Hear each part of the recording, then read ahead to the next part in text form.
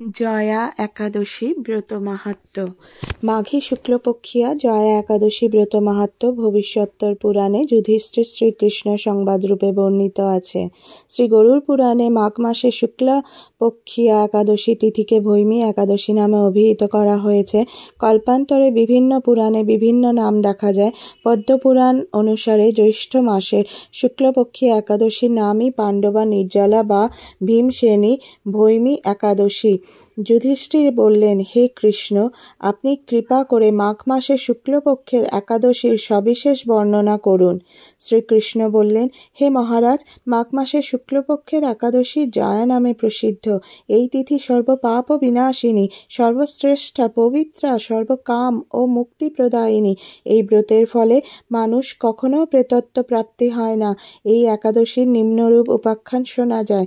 এক সময় স্বর্গলোকে ইন্দ্র রাজত্ব করছিলেন। সেখানে অন্য দেবতারাও বেশ সুখেই ছিলেন। তারা পারিজাত পুষ্প শোভিত নন্দন কাননে অপ্সরাদের সাথে বিহার করতেন। একদিন 50 কোটি অপ্সরা নায়ক দেবরাজ ইন্দ্র স্বেচ্ছায় আনন্দ ভরে তাদের নৃত্য করতে বললেন। নৃত্যের সাথে গন্ধর্বগণ গান করতে লাগলেন।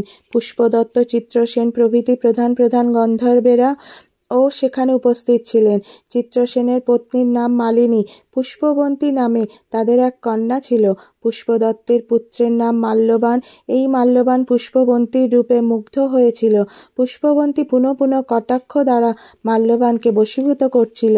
ইন্দ্রের প্রীতিবিধানের জন্য তারা দুজনেই নৃত্যগীতের এই সভায় যোগদান করেছিল, কিন্তু একে অপরের প্রতি আকৃষ্ট থাকায় উভয়েরই চিত্ত বিভ্রান্ত হচ্ছিল। সেখানে তারা পরস্পর কেবল দৃষ্টিবদ্ধ অবস্থায় দাঁড়িয়ে থাকল। ফলে গানের ক্রমবিপর্যয় ঘটল। তাদের এই রকম তাল মান ভঙ্গভাব দেখে তারা যে পরস্পর কামাসক্ত হয়েছে দেবরাজ ইন্দ্র তা বুঝতে পারলেন। তখন ক্রোধবশে তিনি তাদের অভিশাপ দিলেন, রে মূঢ়, তোমরা আমার আজ্ঞা লঙ্ঘন করেছ, তোমাদের ধিক। এখনই তোমরা পিশাচযোনি লাভ করে মর্ত্যলোকে নিজ দুষ্কর্মের ফল ভোগ করো। ইন্দ্রের অভিশাপে তারা দুজনেই দুঃখিত মনে হিমালয় পর্বতে বিচরণ করছিল। পিশাচত্ব প্রাপ্ত হওয়ায় তারা অত্যন্ত দুঃখ ভোগ করতে লাগলো। হিমালয়ে প্রচণ্ড শীতে কাতর হয়ে নিজেদের পূর্ব পরিচয় বিস্মৃত হলো। এইভাবে অতি কষ্টে যেখানে সে দিন যাপন করতে লাগলো। একদিন পিশাচ নিজ পত্নী পিশাচীকে বলল, সামান্য মাত্র পাপ করিনি, অথচ নরক যন্ত্রণার মতো পিশাচত্ব প্রাপ্ত হয়েছি। অতএব এখন থেকে আর কখনো কোনো পাপকর্ম করব না। এইভাবে চিন্তা করে তারা সেই পর্বতে মৃতপ্রায় বাস করতে লাগলো। মাল্যবান ও পুষ্পবন্তীর পূর্ব কোনো পুণ্যবশত সেই সময় মাঘী শুক্লপক্ষিয়া জয়া একাদশী তিথি উপস্থিত হলো। তারা একটি অশ্বত্থ বৃক্ষতলে নিরাহারে নির্জলা অবস্থায় দিবানিশি যাপন করল। শীতের প্রকোপে অনিদ্রায় রাত্রি অতিবাহিত হলো। পরদিন সূর্যোদয়ে দ্বাদশী তিথি উপস্থিত হলো। জয়া একাদশীর দিন অনাহারে ও রাত্রি জাগরণে তাদের ভক্তির অনুষ্ঠান পালিত হলো।